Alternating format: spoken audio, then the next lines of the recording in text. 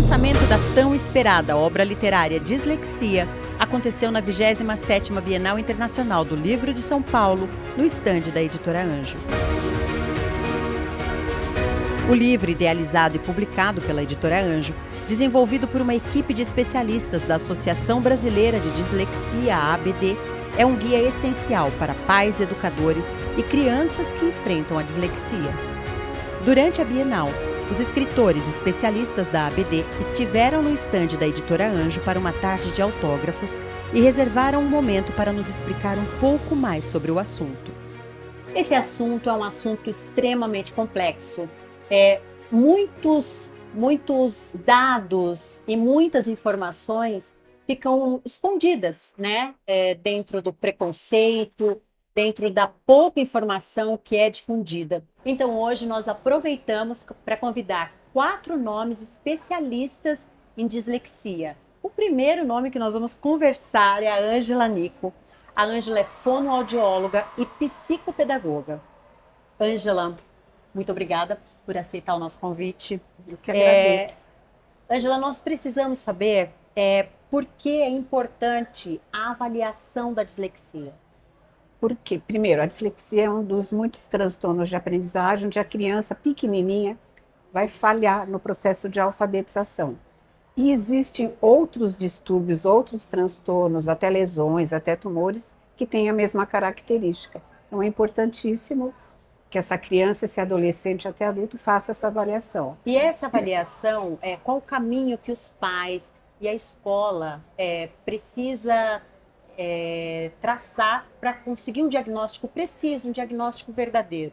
Então, a importância, primeiro, do professor saber o que é a dislexia, ser capacitado para perceber os sinais, desde a criança pequenininha até o adolescente adulto numa faculdade, encaminhar para uma equipe multi e interdisciplinar. Então, não adianta o neuropediatra, o psiquiatra, só uma fono, só uma neuropsicóloga. Tem que ser essa equipe, sim, que é neuropsicóloga, fonoaudióloga, psicopedagoga clínica, exames de processamento auditivo, visual, parecer de um neurologista ou de um psiquiatra. Aí todos juntos vão chegar a uma conclusão, né? E quanto antes for feita essa avaliação, melhor.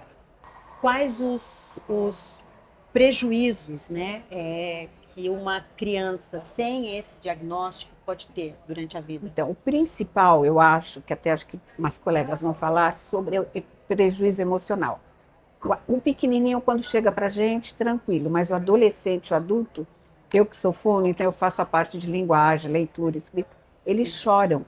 Então, eles já chegam com o emocional totalmente abalado, né, como consequência, porque ele não faz parte do quadro. Então, como consequência, porque aí sofrem bullying, ninguém quer fazer trabalho com essa criança ou com esse adolescente. Então, é muito importante esse diagnóstico. E depois a intervenção. Porque não adianta a criança ter o diagnóstico, a escola sozinha não vai conseguir, ela precisa de um profissional, ou uma fonoaudióloga, uma psicopedagoga, ou até uma psicóloga, para orientar essa professora. E é longo esse tratamento. Então, não adianta o pai falar, ele fez a avaliação, ficou 6 meses na fono, não resolveu. Não resolve. São anos de intervenção. A dislexia tem cura? Não, ela não tem cura. Então, a criança nasce e morre com esse transtorno, mas ela é genética e hereditária. Então, se um pai já sabe que teve essa dificuldade, já leva o seu filho, né, para fazer essa avaliação. Porque quanto antes, melhor. E para encerrar, Ângela, existe uma associação, algum suporte realmente que os pais consigam se orientar melhor? Existe a Associação Brasileira de Dislexia, que inclusive ela é reconhecida mundialmente, a gente é uma Global Partner da International Dyslexia Association. Um pai que tinha um filho com muita dificuldade fundou há 40 anos a associação. Então ele foi achar o diagnóstico na Inglaterra, porque no Brasil ninguém conhecia. Sim. E então é super importante, né? E na associação a gente tem palestras, cursos, simpósios, tem o CEDA, que é o Centro Especializado em Estudo de Aprendizagem, onde tem essa equipe multi-interdisciplinar para atender essas crianças, adolescentes e adultos. Isso é maravilhoso. Muito obrigada. Obrigada. Agora nós vamos conversar com a Thaís Parra, ela é neuropsicóloga. Thaís, Depois do diagnóstico, como agir com quem tem essa condição de dislexia? Então, depois que a gente faz o diagnóstico, a gente pensa nos encaminhamentos. Então, a partir da avaliação e o que a pessoa apresentou durante a avaliação, a gente encaminha. A gente pode encaminhar tanto para um fono, para fazer esse acompanhamento, quanto para um psicopedagogo. Se essa pessoa precisar, a gente também encaminha para os psicólogos e a gente conversa um pouco com a família. A gente explica como que é essa condição no ambiente familiar, como que eles se apresentam, as dificuldades, porque a dislexia não está só no âmbito da escola em si, mas sim da vida, né? O disléxico é uma pessoa que apresenta também muitas dificuldades na linguagem, no seu dia a dia social. Então, a gente conversa um pouco sobre essas questões. Então, nesse caso, a família é extremamente importante. Sim, a família é extremamente importante, porque a família precisa entender que agora a gente tem uma lei, né? E quando se tem esse diagnóstico, a família precisa ir para a escola ou até para alguma instituição, se essa pessoa estiver na faculdade, de exigir algumas adaptações curriculares de prova, de material. A família também precisa entender que muitas vezes o disléxico ele vai apresentar algumas dificuldades não só acadêmicas de leitura e escrita, mas também na fala, na postura. Ela tem que ficar também bastante atenta com alguns sinais de ansiedade, baixa autoestima. Então é fundamental olhar esses aspectos, né? Thaís, muito obrigada pelas informações, pela participação aqui e por ter aceito o nosso convite. Obrigada a você por essa oportunidade e por esse espaço para falar de uma coisa tão importante que é a dislexia. Agora nós vamos conversar com a Thalia de Grassi, nome lindo, né? Professora de língua portuguesa, pedagoga e psicopedagoga. Thalia, tudo bom com você?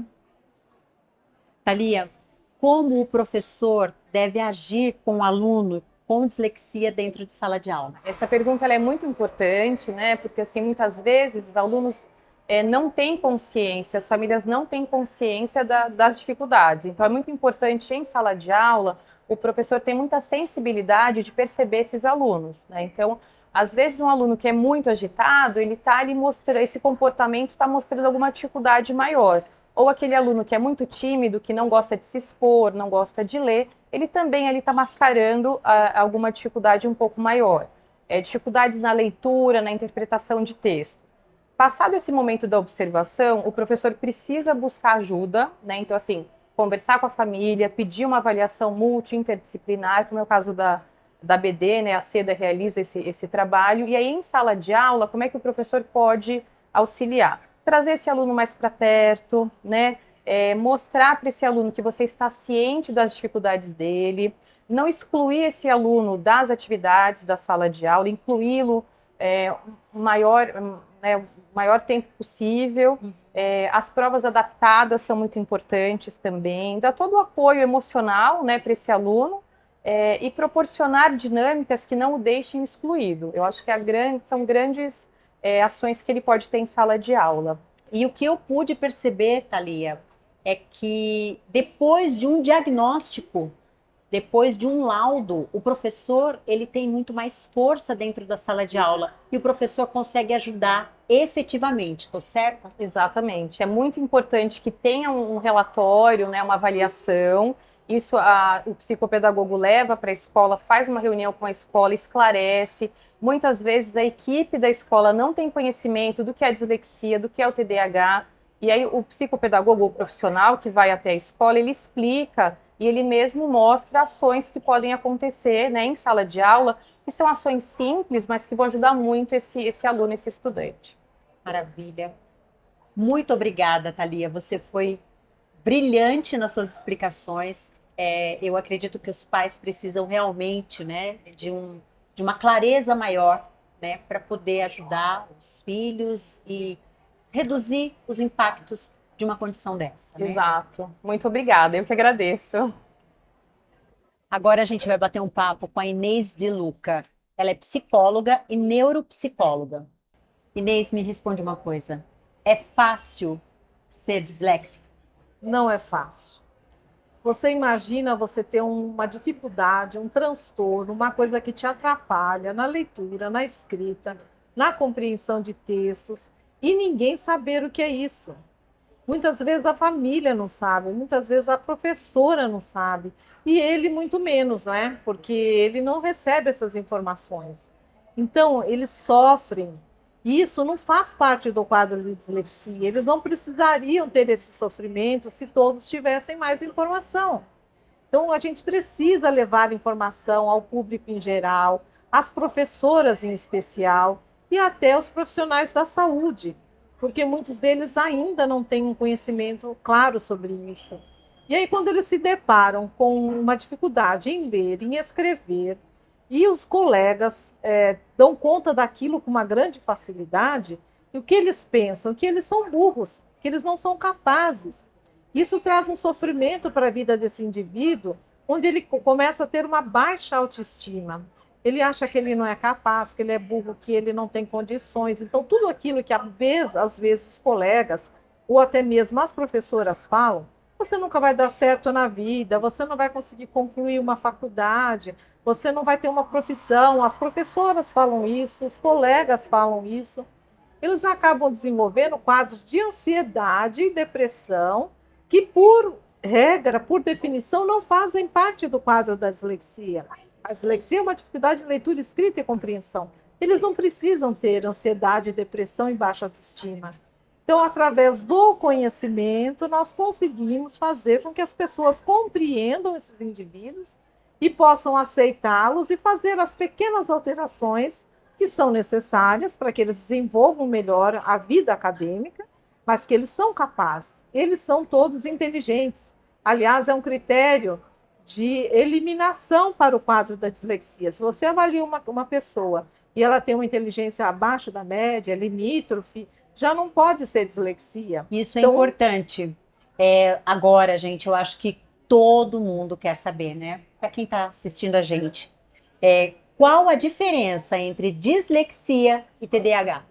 Então, são dois quadros separados. É muito comum nós termos os dois no mesmo indivíduo. Tá? Dislexia e TDAH andam bastante juntas.